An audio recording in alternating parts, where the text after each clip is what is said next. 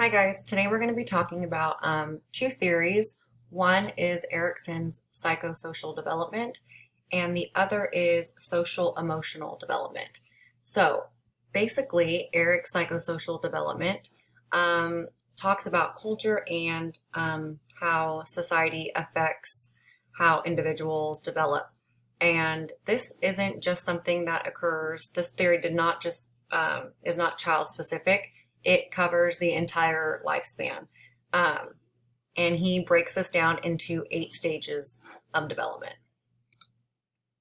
So the first stage is trust versus mistrust, and this is for 1-year-olds. And this is basically where when a baby cries, they are hoping that the parent or the caregiver will attend to them and give them the attention that they need or whatever they need, help soothing or nurturing or something along those lines. And that will help instill trust in the baby. And if that does not happen, that baby is going to develop fear and suspicion and mistrust. So what we're hoping for in this first stage is that they develop hope. The second stage is autonomy versus doubt, and this just occurs within 2-year-olds. And this is talking about will and shame. So this is them actually doing things a little bit on their own and seeing the reaction of the caregiver. So the positive reaction here would be they're willing to do things on their own. They're kind of congratulated or reassured that doing things on their own is awesome. And if that doesn't happen, then they can develop shame. The third stage is initiative versus guilt, and this is for 3 to 5-year-olds. This is where they're trying to figure out their purpose. And then if this isn't seen, then they get the negative reaction, which would be a sense of guilt, inadequacy. So this is where you want to praise your child when they're in kindergarten or preschool and they do something well. Let them know. If not, then that sense of guilt and inadequacy will develop. And then we have stages 4 through 7. So stage 4 is industry versus inferiority, and this is for 6 to 12-year-olds. And this is where they learn about competence and inferiority. So this is when they're learning skills and they're kind of finding what they're good at. And if they are not told, like, hey, good job, then this inferiority will develop. The 5th stage is identity versus role confusion. And this is for your 12 to 18-year-olds. And this is when they are really finding out who they are. They're finding out their interests, their strengths, their weaknesses, and if this is not fulfilled, then they will get that sense of rebellion. Intimacy versus isolation is the next stage, and that is for 18 to 40-year-olds. And this is a time in their life where they have a career.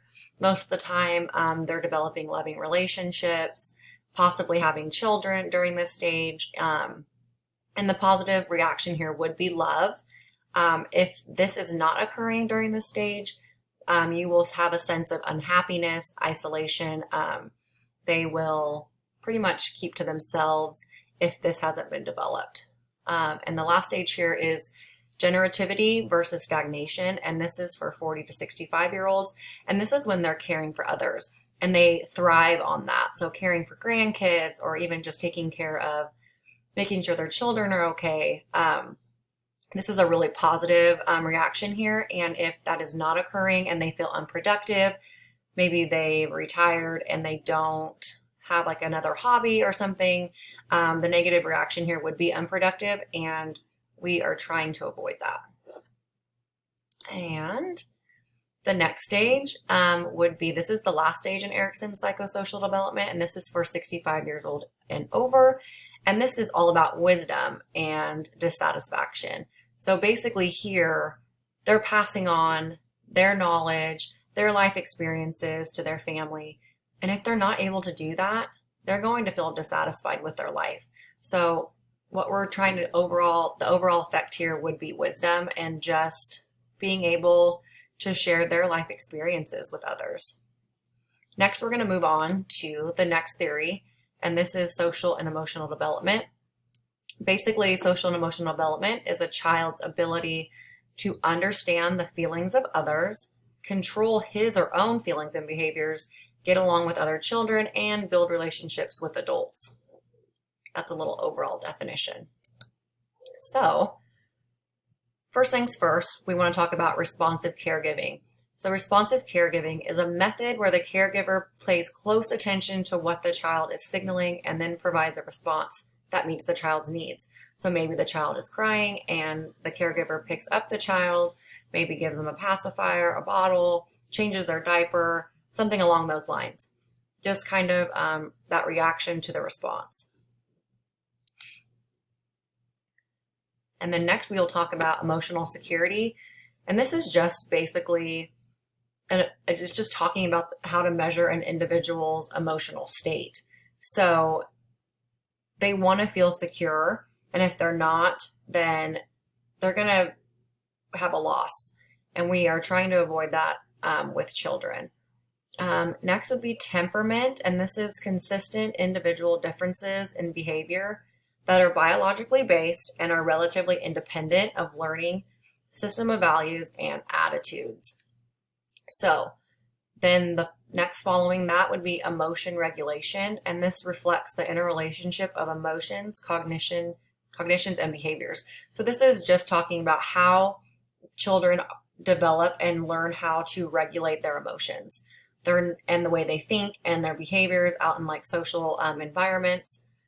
They kind of see things occur and they understand, okay, hey, I can't do that in public, or I can't scream my head off all the time. Like that's not how we act in like social environments. So that's going to go into impulse control as well. And that's the capacity to control impulses and helps one to adapt to social situations and follow rules. So I basically just described that again. This is just helping the child learn how to control those impulses, understand that certain behaviors, that they're just not acceptable in social situations. And so they just learn how to control and develop that. Next would be social understanding. And this is just basically when you're in a social environment, what the social environment expects of you. So how to interact with social interactions, how to communicate, how to engage in a conversation, and how to properly listen, and just effective communication skills. And then last is just the definition of effective. And this is just having to do with one's emotions and moods.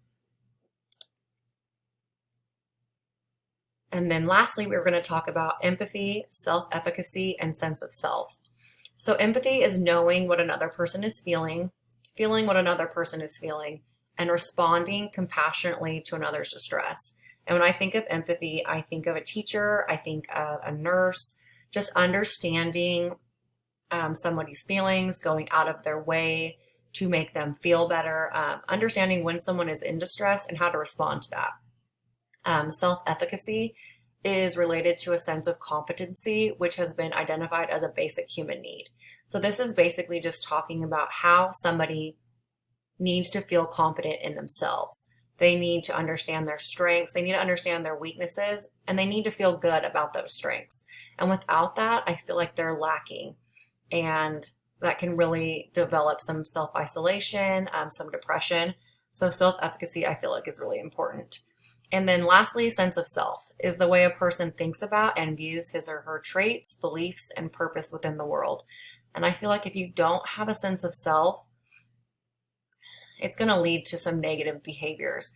You need to understand your purpose. You need to have a purpose, and you just need to be aware of your views and understand your traits and understand your beliefs and just put that out into the world and just have a little bit of purpose. So that concludes this video. I hope you guys enjoyed it, and hopefully it made some of these issues a little bit clearer for you.